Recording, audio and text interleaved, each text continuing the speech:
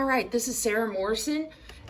Take 3 of Thoughts of a University Professor and Their Perceptions on Teaching Excellence. The president of Miami-Dade College, Eduardo Padron, admits that although faculty possess distinguished content and research expertise, they are too seldom trained with the equivalent knowledge of pedagogy skills. For universities to be successful, maybe we should stop focusing on factors outside of teaching and start focusing on teaching. That's what a university is for, to teach students. So teaching must be our central priority. Faculty has been trained as researchers and not teachers. So how do they know how to teach? A cell phone with YouTube videos can present material, but a teacher provides passion and excitement for the topic.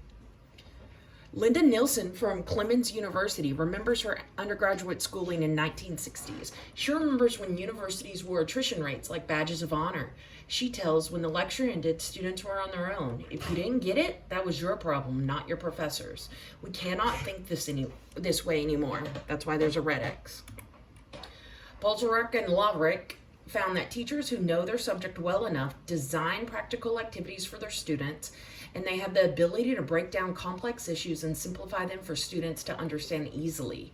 In Spain, Ciro and Ruiz Esteban found that professors' level of preparation for class and the ability of the professor to explain the information clearly was a critical factor of teaching excellence. Martin focused on award-winning faculty and online teaching practices at the University of North Carolina. She found that all faculty interviewed believed that a systematic approach to course design is the foundation of successful instructional design. Our research question is, how does a university professor exhibit teaching excellence through interactions with students, staff, and the community? Our literature review showed that Deborah Hett from the City University of New York reminds her readers of a study from Chapel Hill that found learning techniques in a well-designed course closed the achievement gap between first-generation students, reduced the black-white achievement gap by 50%, and decreased course failure rates by 41%. Zi Hung, who studied the essential qualities of an effective teacher, found that an effective teacher organizes activities that engage students and hold them accountable for their learning. He also found traits like humor, intense listening skills, and openness as a plus to being a quality teacher. The United Kingdom's Teaching Excellence Framework states that outcomes and gains in learning correlate with the student's ability to progress further in their studies, and even models how the student will contribute to the economy.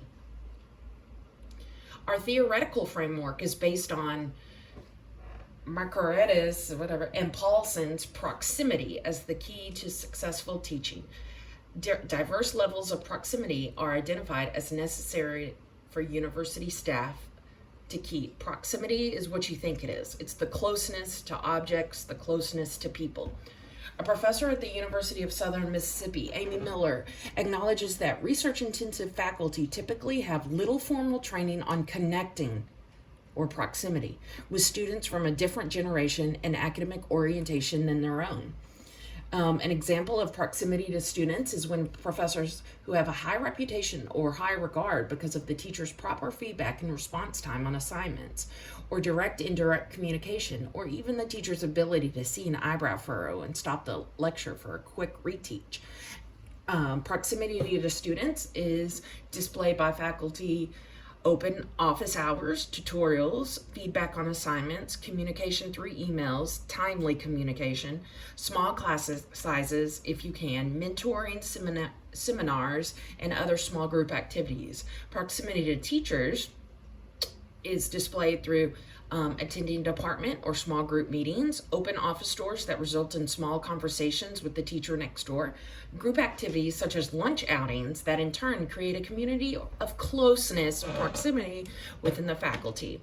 Open teachers share strategies and anecdotes or ask for tips for vertical alignment, show positive aspects of proximity to their peers. So for example, a college algebra teacher who wants to know how factoring is done in calculus could go and talk to the calculus teacher to see how the college algebra teacher should teach factoring so that the students see it again and again once they get to calculus. Proximity to research is needed for faculty and students to support assignment rigor. It's also needed for up-to-date practices. For example, factoring at a college algebra level. Back in the 90s, we did this thing called the box method, and now we don't do that anymore because it's proven that it's kind of confusing for some kids. So we use a simpler, less graphic way of doing factoring. Our research is qualitative. My research is qualitative. It follows phenomenology, which studies the consciousness of experience through the first person point of view. It looks at the meaning things have in our experience. So I'm asking university professors for their first person point of view on teaching quality. My sampling, I use snowball sampling. Basically, I asked everybody that I knew in a university or college setting to fill out the questionnaire. If they didn't do it, then I moved on to the people who did do it and asked them if they could ask someone else, and it just snowballed from there. My participants don't necessarily have to be a university professor. They can be instructors, adjuncts, associate professors, any kind of teacher at a community college or university. I got desperate. The instrument I used was Qualtrics. I've never used it before, so it was brand new, and I kind of had to figure out what was going on, and I still don't know how to use it. I used open-ended questions. I used a few close-ended questions. An open-ended question I used was, how do you use the end of the year student evaluations to assess the quality of teaching? I spelled that wrong. Describe how you have changed your teaching to reflect issues raised in student evaluations. Another open-ended question was, at the university level, what are the characteristics of a quality or excellent teacher? How does a university professor interact with students inside the classrooms? How do you use evaluations from your administration? Think of a fellow faculty member who you admire. What makes them so great? And then these are close-ended question, or this one's a close-ended question. On average, how many office hours are spent each week on preparing your lesson for one 3-hour course? Positionality. Sarah Morrison has been a high school math teacher for the past 14 years, as well as an adjunct for Texas A&M University Commerce and Parrish Junior College for the same time. Due to this, she will survey participants that could have been earlier teachers or whom she has worked with in the past. That's the snowball sampling. Although she has connections with these participants, Sarah feels like an outsider. I do. To them, since she is a full-time high school teacher. I used random... I was supposed to say Sarah. Okay, anyway, I am eager to learn about the professor's thoughts and processes. Sarah does not want the participants to think that she belittled them or is demeaning them, since she spent 14 years as a high school teacher. Sarah assumes no power or knowledge over the participants. Since most participants are expected to come from the pool of earlier mentors, they will have control over her. From her experience in teaching, she expects responses to the questionnaire to support the theory of proximity. Sarah has ultimately had professors of mediocre quality in every subject and must watch herself for biases that sneak into her mind while reading the survey of participants. My pilot study findings showed that there was university professors showed proximity to content by working knowledge of their subject. They should be comfortable enough to predict when students will be confused. They share their love of the content. They're excited. They share with students how and why the content is relevant, and they encourage students to do their individual research and share it with the class. University professors, surprisingly, show proximity to pedagogy through thoughtful curriculum design. They know that information must be presented in various ways. They use informal assessments through the semester to alter the type of presentation and thus serve various types of learning. One professor addressed individual weaknesses in students and let them know that they were actively participating in their growth by saying, Sarah, you always drop that negative. Don't forget to don't drop the negative here. Or Sarah, we're going to distribute a negative. Be careful not to drop that negative. Out of the 6 respondents, 4 chose that they spend more than 2 hours a week per course preparing for class. 2 of the 6 respondents shows that they spend between 1 and 2 hours a week for each course. Time is spent per week researching teaching strategies to improve the classroom experience, varied with responses from tiny amount to moderate to none at all, with no recognizable patterns. The pilot study also showed proximity to students by professors acknowledging that we need to be friendly, respectful, trustful, and approachable, that we need to build a community within the classroom by knowing their names and building relationships with students. We need to build confidence by calling on kids who you know you can do it. We need proximity to students shown through prompt communication within 24 hours. Office hours should be encouraged with students, and even extra appointments can be made.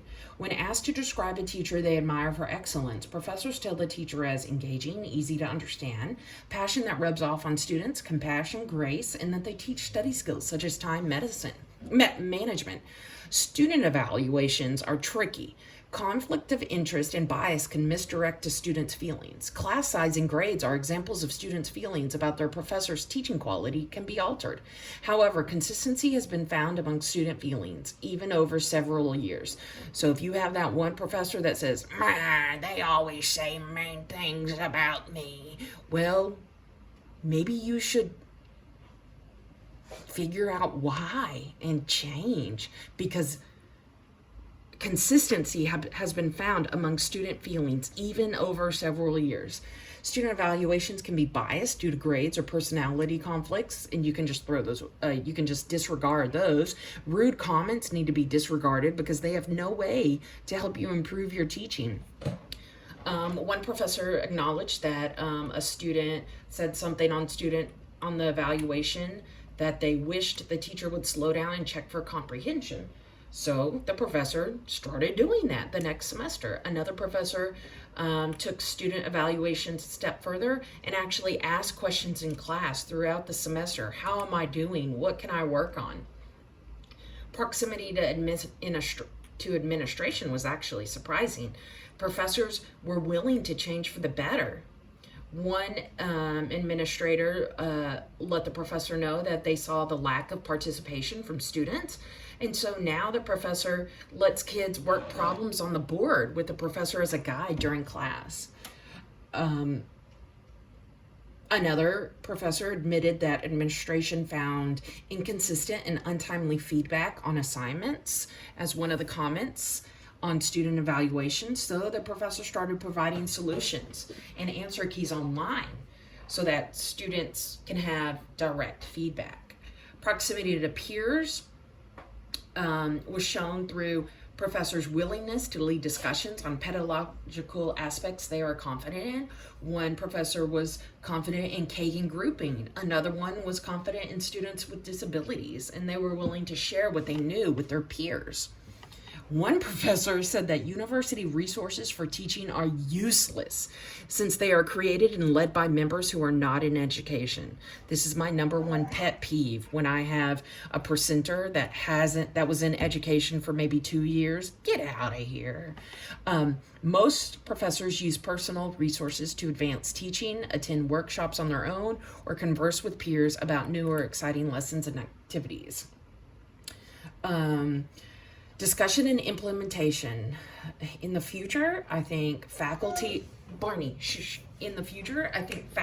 evaluation, I spelled that wrong, is key. Right now, I wouldn't be surprised if you walked up to a professor and said, hey, when was the last time you were evaluated by your department chair? And they said, what? I've never done that. Because it happens. The administration could tailor professional development, peer observations, co-teaching, role plays, and mentoring to gain confidence and push ahead to student-centered learning.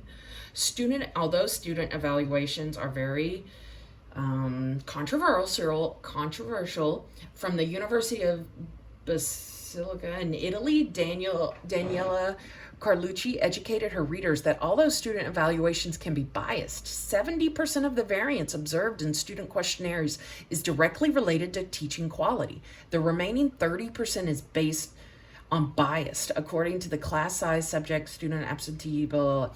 So that one professor that says, man, they're always mean to me in the student evaluations. They don't know what they're talking about. Well, this lady says 70% of it is true. 30% of it is based on bias. Students are the direct receivers of teaching delivery, and thus their experience should be at the forefront of any monitoring. Students' responses can be vague and imprecise, which Carlucci suggests are frameworks for dissecting these responses. She used something called ABC analysis using fuzzy weights, which fuzzy set theory addresses the vagueness and uncertainty of natural languages of students' judgment. These allow the administration to identify courses that present poor levels of satisfaction that require corrective action. Another way that we could improve quality teaching or excellence in teaching is professional development on the go. Online workshops or online instruction methods. Something called the ACU, the Association of College and University Educators, focuses on how to design an effective course, how to establish a productive learning environment, the use of active learning strategies, how to promote higher order thinking, and how to access learning to scaffold weaknesses back into further instruction. And this is all an online course that professors could take when they wanted to. Another professional development that's awesome is co-teaching. Co-teaching makes the classes seem smaller. Your teaching loads seem smaller. Postgraduates who are brand new to teaching could learn so much from a fellow teacher who's been in the practice for years. Co-teaching also supplies vertical alignment that is needed between faculty and their curriculum.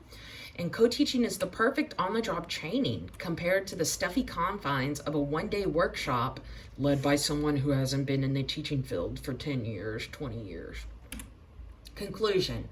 We need to invest in our faculty and student evaluation instruments that are drastically different from what is used now, along with decoding tactics like that fuzzy set theory from the past. In the 14 years I've spent with the local community college, they still use the same student evaluations from 2008. That's ridiculous.